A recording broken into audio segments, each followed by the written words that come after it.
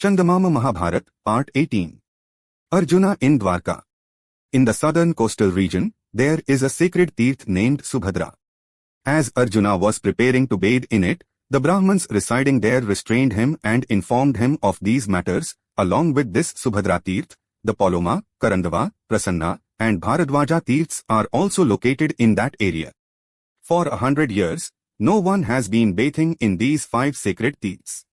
Though they are indeed sacred tirths, crocodiles have infested them. Entering them is extremely dangerous. Even after hearing this matter, Arjuna thought that it would be a sign of cowardice if he, out of fear of a crocodile, refrained from bathing in the Subhadra tirth. Until now, he had been visiting every single sacred bathing place without skipping any. Therefore, he entered this tirth as well without any hesitation. Sensing the movement of the water, a large crocodile present in that tirth rushed forward and grabbed Arjuna's leg. Arjuna dragged it along just like that all the way to the shore and flung it from the water onto the land. Immediately, its crocodile form vanished, and it assumed the form of a well-proportioned, beautiful woman.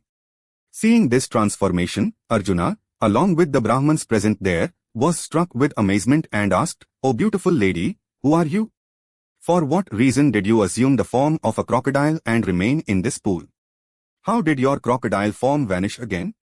She said to Arjuna, "I am an Apsara, my name is Varga. My 4 companions, Sorbhi, Samichi, Vana, and Lata, turned into crocodiles just like me due to a curse. Just as you have brought about my liberation from the curse, bring about liberation for them as well and earn merit. Why did you receive this terrible curse?" Arjuna asked. To that, Varga narrated their story in this manner. "The 5 of us set out to see the cities of the guardians of the directions, and while viewing them, we came to the earthly world. In a forest, we beheld a Brahman performing severe penance. He was exceedingly handsome. Being engaged in rigorous austerities, he was radiant like an Agnihotri. A wicked thought arose in us to disrupt his penance. We spoke provocative words before him. We sang songs in order to arouse passion in him toward us. We performed various dances. No matter what we did, he remained unmoved. He looked upon us as lower than blades of grass. We performed actions that would incite lustful desire in him. He became angry. He cursed us to become crocodiles.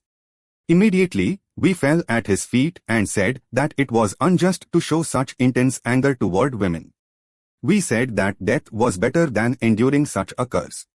Thereupon, he said that a crocodile life was inevitable for us for 100 years, and after that, whoever caught us and cast us onto the shore, our curse would be lifted. Since then, we have been existing in these 5 tirths in the form of crocodiles. Come along with me to the remaining 4 tirths, lift the curse of my companions as well, and sanctify all these sacred waters." In accordance with her request, Arjuna entered the remaining 4 tirths and brought about liberation from the curse for the Apsaras present in them. Thereafter, those 5 tirths came to be known as Nari tirths. Arjuna returned from there to Manipura and lived with Chitrangada. In the course of time, a son named Babhruvahana was born to Chitrangada. Having given that boy to Chitrangada's father as the heir to the dynasty, Arjuna went to the Prabhasa tirth, which was near that place, bathed in it, and as it was raining slightly that night, he slept under a banyan tree.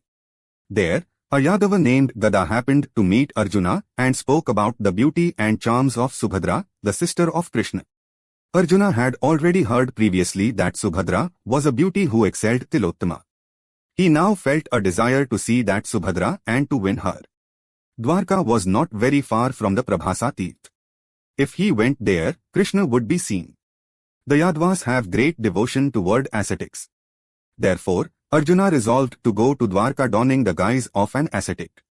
In the meantime, the news that Arjuna, while undertaking pilgrimage, had reached the Prabhasa tirth reached Dwaraka through informants.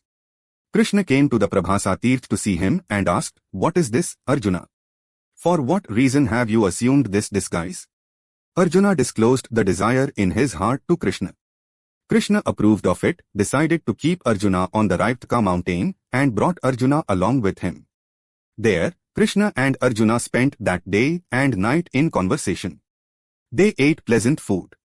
They enjoyed the amusements of dance and music. As soon as it dawned the next morning, Krishna arranged all amenities for Arjuna on the Raivataka mountain and departed for Dwaraka. A few days later, the Yadavas celebrated a grand festival on the Raivataka mountain.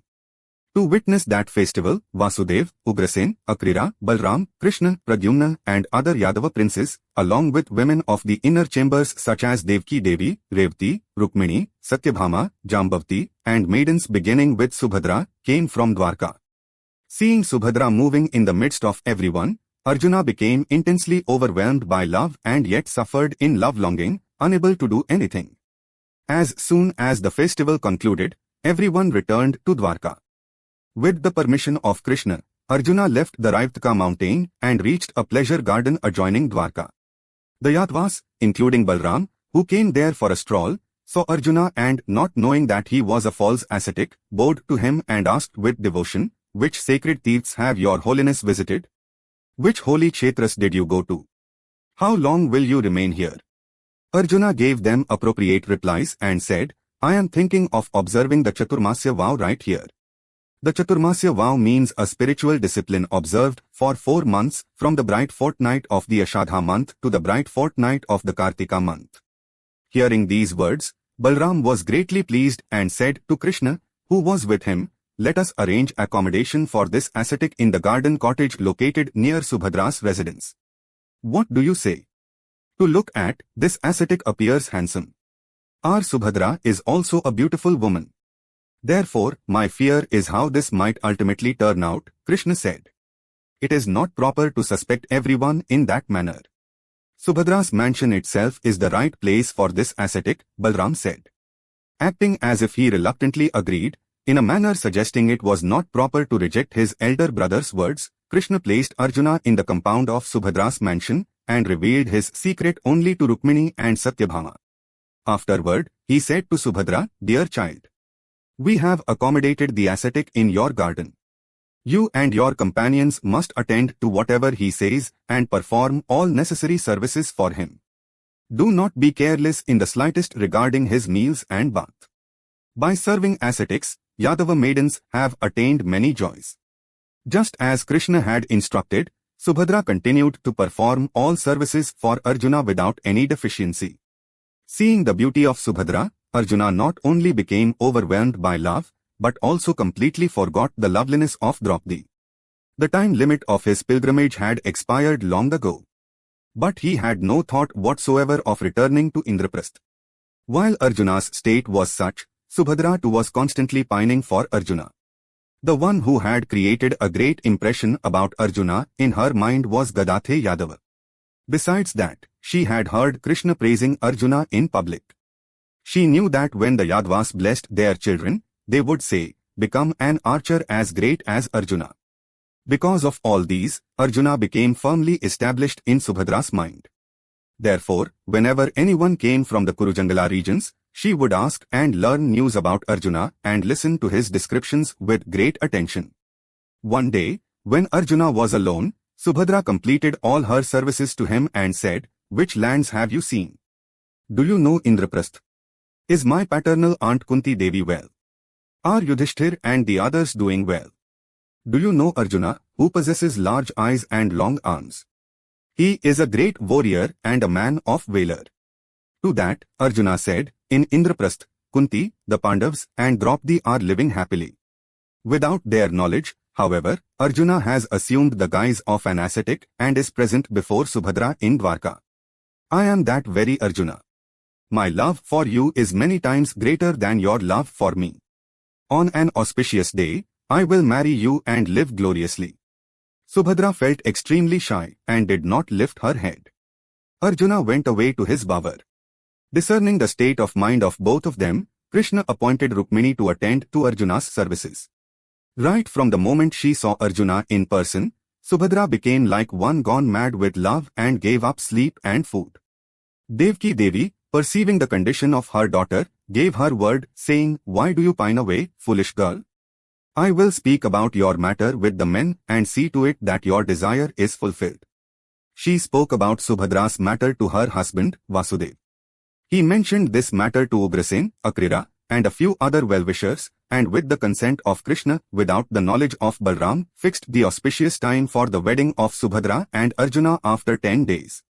For that purpose, he caused an announcement to be made to celebrate a festival for 12 days on Antardvipa. This Antardvipa was 10 yojanas in length. For this festival, people of all ages from Dwaraka went to that island. With the intention that Krishna should also be nearby for his wedding, Arjuna prompted Subhadra and made her ask Krishna. She said to Krishna, "Brother, if you also go to Antardvipa, the service to the ascetic cannot continue. Therefore, you stay back." To that, Krishna said, "At this time, no one else but you is suitable for the service of the ascetic," and he too departed for Antardvipa. Chandamama Mahabharata, Part 18 complete. For now, Swasti.